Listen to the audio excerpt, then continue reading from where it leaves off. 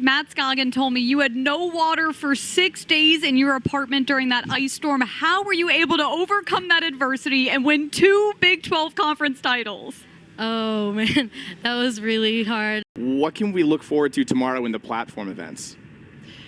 Well, history. Jordan Wendell's looking to win 4 straight platform titles for the first time. No man's ever done that. The judges are looking for that control. They start judging the arm stands as soon as the feet leave the platform. They want to see you get completely straight, show control at the top of that arm stand, hold it for 3 seconds, which Jordan did. And look at that. He just springs off the platform. He makes it look like it's a springboard, Kyle, and it's not.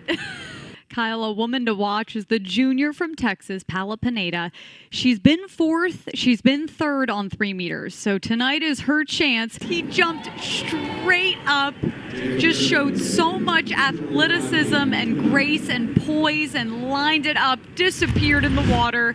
Got 8.5 and 9s on that dive. That's 74.20 points for Cover. His last competitive platform dive at Texas happens right now.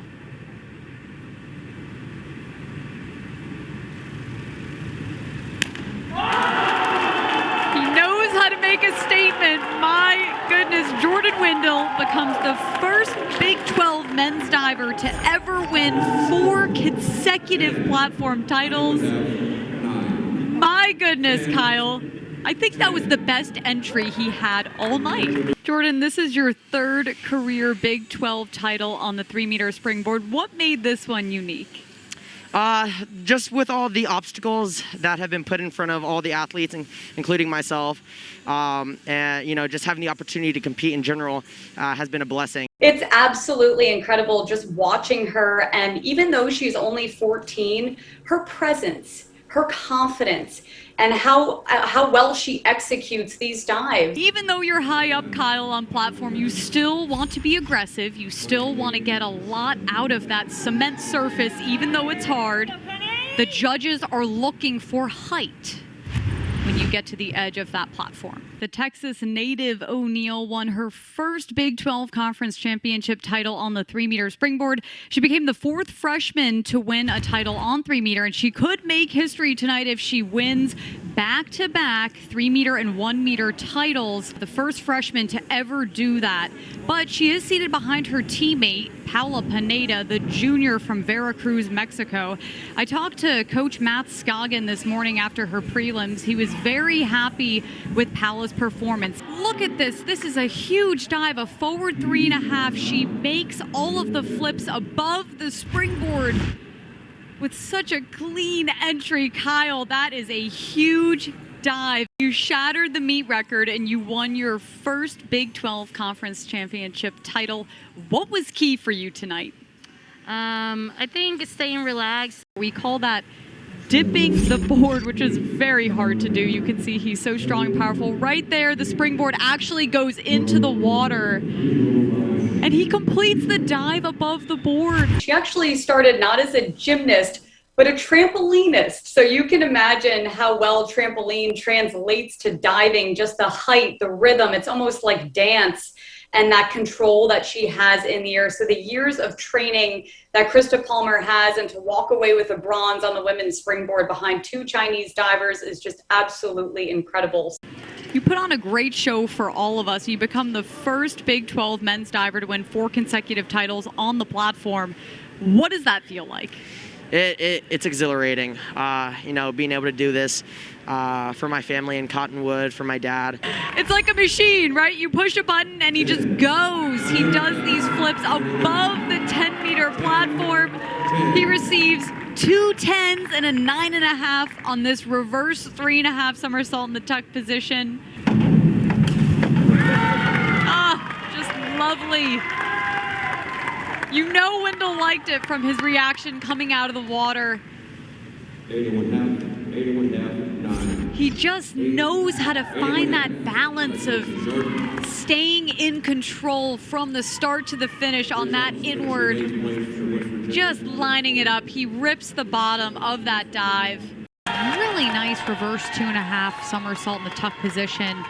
It's a big dive for Burt right now at this point in the competition. We'll take a look at that again. See, she gets her arms all the way through. Tight tuck. Beautiful kick out. Very tight. Very much so in line. Her teammates love it. Look at that.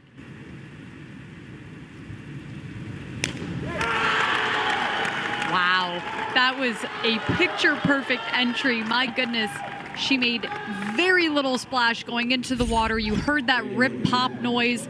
Kyle, it's amazing with what all these athletes have been through, and to see dives executed like that, the judges loved it.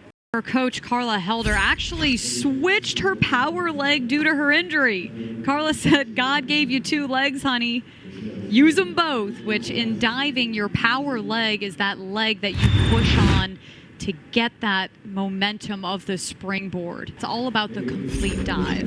From when you're standing on the edge of the springboard, getting into a tight pike, squaring out and lining it up. Girl knows how to compete, what can I say? Holy smokes, that was a beautiful back 3.5. Look at the height. He almost gets 2 flips above the 10-meter platform, pikes out. Here is Andrew Harness of Texas as your leader after round 1. That's that rip I was talking about. She almost looks like a dancer when she's doing her hurdle on the springboard, and you'll see how much height she gets. We've got the double angles. She's straight off the springboard, a tight twist, and just lines the dive up so nicely, finding vertical. Very nice dive. You heard that pop noise. It almost sounds like a gun going off. She ripped that dive on the entry. She also did a reverse 2.5, and Pineda is just not afraid to jump. It doesn't matter if she's on 1 meter, if she's on 3 meter, if she's on 10 meter. She is consistent with her jump and her aggression on the takeoff of all of her dives. Matt, congratulations. Your diver, Paula Pineda, set a new meet record and won her first Big 12 Conference Championship title. What has been so impressive about her diving in this year in particular? This year in particular, I've just noticed just a real commitment to go the extra mile. Diving is more mental than it is physical, because your body knows what to do. You just have to trust in your hours and hours of training, both in dry land and in the water. You just got to train your mind, right? Who is mentally strong enough to cope with that fear? And I think once you get over that hump and you train your mental game, you're good to go. So Will, you can get up on that 10 meter and train those muscles. Just don't think about the fact that you're 32 feet above the water. Just ignore that part, right? Yeah. Okay. We continue our Black History Month series with a pioneer in the world of diving. Diane Maiese is a 4-time All-American and a national champion. Now her goal is to pave the way for future divers through her program, Dive RVA. I don't see myself as being more black or more white. I see myself as Diane Maiese. Maiese defines herself by who she is to others. Diving coach, mother, teacher, friend. I think that's also a big part on why I never thought of myself as someone who was breaking barriers or accomplishing things that other people hadn't before, because I wasn't driven by the color of my skin. Maiese became the first black woman to win an NCAA Division III title in diving. She didn't even know she had made history at the time. It's exciting, yet it's still sad, because that happened over 22 years ago, and I'm still the only one. Maiese, who also became the first black Division I diving coach, says there are still barriers to break. I think accessibility, the location of pools, and then on top of that, the cost. Diving's not an inexpensive sport. As a diving community, we can change this together, and we are. The key, making the sport available to everyone. A couple of the parents and I, we have gotten together. We have formed Dive RVA, and our goal is to fill that void. And so we will have a facility that anyone is able to try diving. After an extra year of waiting, the Olympics in Tokyo are just over a month away. Right here in Richmond, Diane Maiese is trying to develop a new generation of Team USA hopefuls in diving. I never thought that Richmond would be the place that it could actually happen. And now I know it is.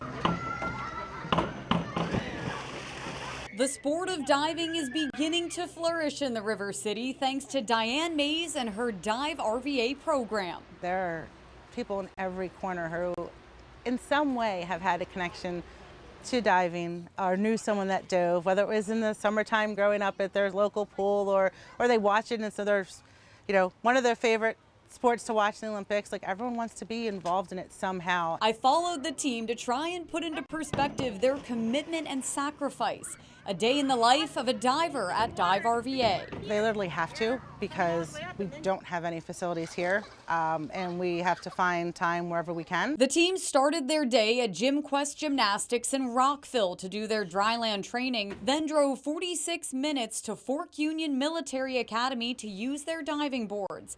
These are just two of the many local venues that are utilized. It's shocking for people to hear that every time one of these pools that are being built, which is wonderful that we're getting another Olympic-sized pool, but it doesn't include the Olympic sports of diving especially. We just have swimming for right now in Richmond. So we're trying to expand and make sure that happens. Maiese is also trying to pave the way for more diversity in the sport. A former elite diver herself, she is happy to see young athletes of color continuing to break barriers. Kristen Hayden just missed out on Tokyo, placing 4th on the 3-meter springboard, 2 spots away from making Team USA. I felt like this was the year that I needed to go to trials. I needed to go and watch history in the making. To have 3 young ladies of color not only qualify but go and participate was huge. Because when I was an athlete, I was told that doesn't matter how good I get, I would not represent our country in the Olympics. And to have Kristen Hayden place top 4,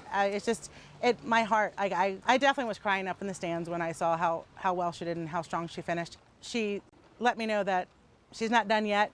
She wants to make that team and she's going to train for 2024, which I know she can do it. So it will be amazing to see the next step, the next barrier that she breaks by actually making a team.